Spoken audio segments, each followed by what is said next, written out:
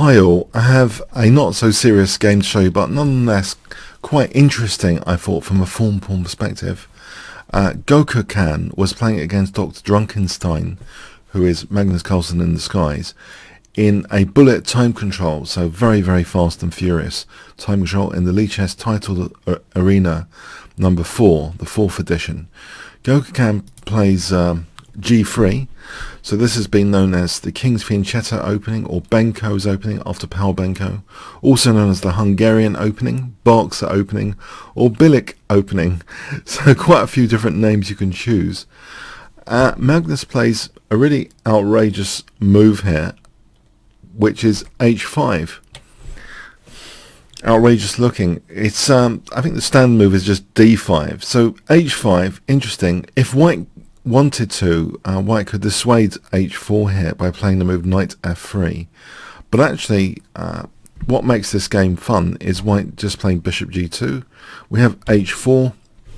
Maybe this was a pre-move even, because now after Knight F3, black has two options. In fact, black can actually close up with H3. If HG, it seems as though, well, a rook exchange, this will just be even. So actually Magnus plays H3, and of course I have an interest in form pawns, as you know. Okay, I'm not currently wearing form pawn t-shirt, but you've seen it. So we have a form pawn early on, and is there any real benefit here? Okay, it's undeveloped piece. Has it weakened F3? Has it weakened light squares in general? We see Knight C6, E4, E5, and curiously Gokerkan plays Bishop B5 with an interesting follow-up idea. After Knight F6, he actually volunteers the light square bishop. Is this a complete recipe for disaster, just giving up the light square bishop? Because surely the light squares have already been weakened, so giving up the light square bishop, is that going to compound matters?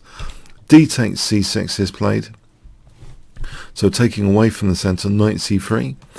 If Knight takes E5 here, then Magnus could pounce with Queen D4, and in fact in this simplified position, taking on E2 with this powerful pin can be winning. For example, Rook H5, and what is to stop Rook F5? It's very very dangerous for the white king to step out. Black could do things like castle, queenside, the king's going to be harassed, and this position ends up losing material. So that looks already as if something severely wrong with white's position in that variation. So actually we see Knight C3, Bishop G4, so it looks like a super annoying pin with the form pawn really echoing the light squares. I don't think this kind of position will be seen in any normal time control, and it's just like throwing a hypothetical question. The reason really I'm showing you this is what would happen sometimes under the influence of the form pawn for square control. And it seems, yes, white maybe hasn't played the strongest, giving up the light square bishop. D3, we see actually a very powerful move, Knight D7. Engines think this or Knight H7 with the huge idea of Queen F6. It does look absolutely magnificent to put pressure on F3 here in this particular scenario. Queen E2, Queen F6, and the game's basically over at move 10. It carried on for a bit, but white has to give up a piece now. White gives up a piece with Bishop F4.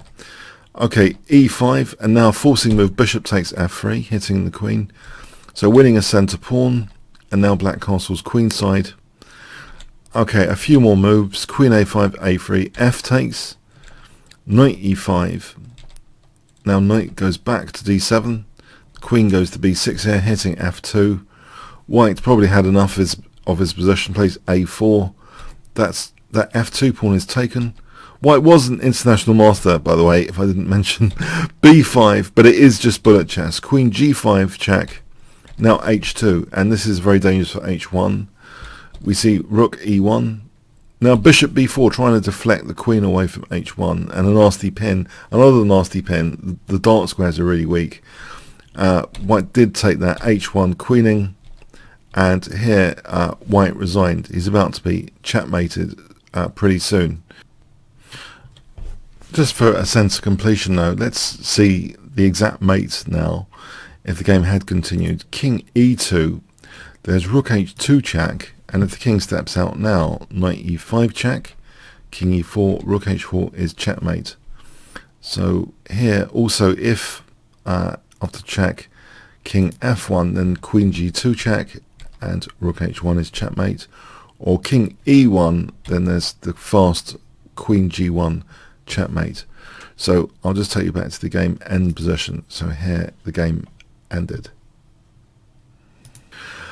Okay, so yeah, I thought it was an interesting experiment with an early h5 h4. Not a big deal. I just thought it's an interesting, like, hypothetical question, what would happen under these scenarios. White really did compound things, giving up the light square bishop, so making that an enormous pin on that light square f3. So I hope you got some interesting insight here. I just thought it was interesting, and there's a number of these kind of mini sort of questions, hypotheticals, which you can check out Magnus Carlsen at Bullet Time Control and find, you know, these weird and wonderful questions answered, you know, under certain scenarios, what would happen. Okay, hope you got something from it. If you did, if you want to play me or other YouTubers on a much more casual turnstile chess, there's bit.ly link to capital Y, small v, small a, 5, capital M, capital B, or the link in the description. Okay, hope you enjoyed that. Thanks very much.